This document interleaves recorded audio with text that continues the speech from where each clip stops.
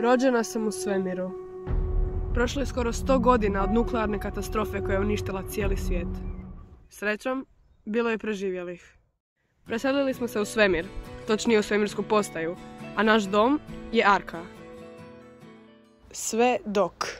Poslat će vas na zemlju, vas to!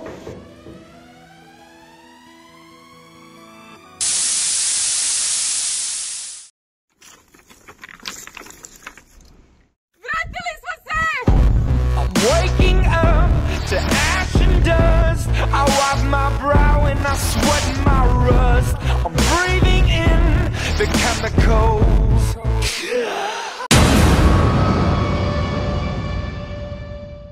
Ali ovo ne bi trebalo biti ovdje. Krivo su nas pustili. Vratili smo se na zemlju, ne znajući da ipak nismo sami. Šta ti misliš, ti tu glavna princezo? Tu nema pravila.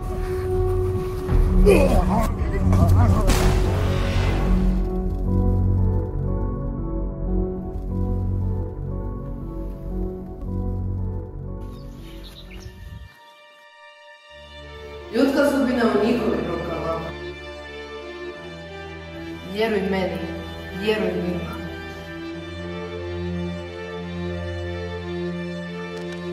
Vaša jedina odgovornost je preživjeti.